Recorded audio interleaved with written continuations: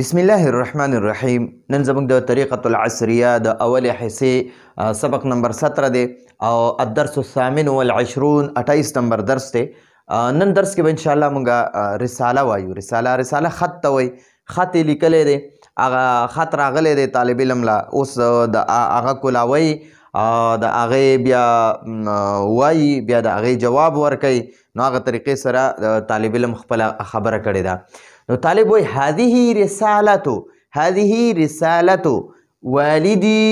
هذه دا رساله خط والدي زما د پلار. ٹھیک شوه؟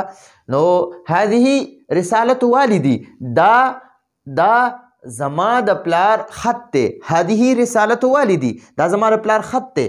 افتح واحد متکلم صيغه ده. افتح معنی ده زه کولاوم. الظرف ظرف ما تاسو ته مخکې درس کې وي چې ظرف لفافې ته وایي، چې کوم لفافه کې خط پروت وي که نه، خلک هغه لفافه وشلی خط ترې وباسي، هغه لفافې ته ظرف وایي. افتح الظرف زه لفافه کولاوم. افتح الظرف زه کولاوم. الظرف لفافه. نو داسې به وایي افتح الظرف زه لفافه کولاوم. واقرأ او دا اقرأ چې دی دا هم د واحد متکلم صيغه ده. اقرأ معنی ده زه لولم، زه وایم الرسالة خط. واقرأ الرسالة او زه خط وایم. واقرأ الرسالة او زه خط وایم. ثم معنی ده بیا. اخذ زه اخلم، زه راخلم، زه راوچتوم، زه راخلم، زه اخلم، زه نیسم. ثم اخذ القلم بیا زه قلم اخلم. والورقه او کاغذ اخلم. واكتب او زه لیکم الجواب جواب. د دغه خط جواب لیکم. خپل پلار راته کوم خط را لیږلی، زه د هغې په جواب کې ورله لیکل کوم.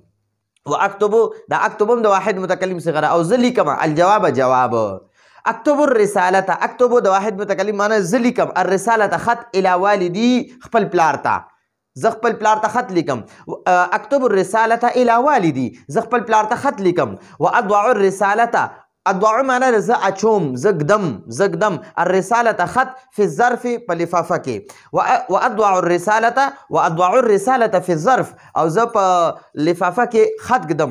ثم اغلق الظرف بیا زه لفافه بندوم. ثم اغلق الظرف اغلق معنی ده زه بندوم، دا د واحد متکلم صيغه ده. ثم اغلق او بیا زه بندوم الظرف لفافه. واكتب او زه لیکم علیه په دې باندې، یعنی په هغې باندې، یعنی څه باندې؟ په هغه لفافه باندې.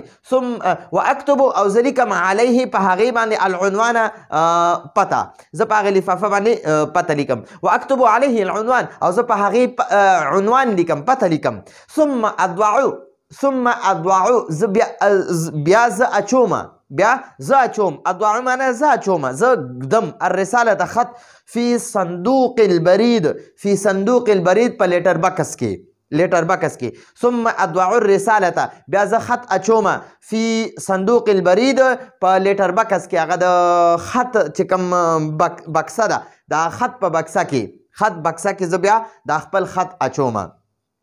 نو دا طالب علم خپل ټول داستان بیان کو د خط، چې یاره ما زما پلار ما ته خط راولیږلو، بیا ما هغه لفافه کولاو کړه، بیا مې خط وویلو، بیا مې قلم او کاپي راواغسته او ما د هغې خط جواب ولیکلو. بیا ما خپل پلار ته خط ولیکلو، جوابي خط مې ورته ولیکلو. بیا مې هغه خط په لفافه کې بند کو، بیا مې لفافه بنده کړه او بیا مې په هغه لفافې باندې عنوان ولیکلو، پته مې پې ولیکله او بیا مې هغه خط واغستو او په لیټر بکس کې مې چې کوم د خطونو هغه بکسه ده په هغې کې مې ور واچولو. نو دا د خط هغه انداز موږ ته وښودلو. انشاءالله راتلونکي درس کې به د استاز او د تلمیذ د شاګرد مکالمه وي. نو راتلونکي درس په اجازت غواړو. هذا هو المرام والله اعلم بحقیقة الکلام.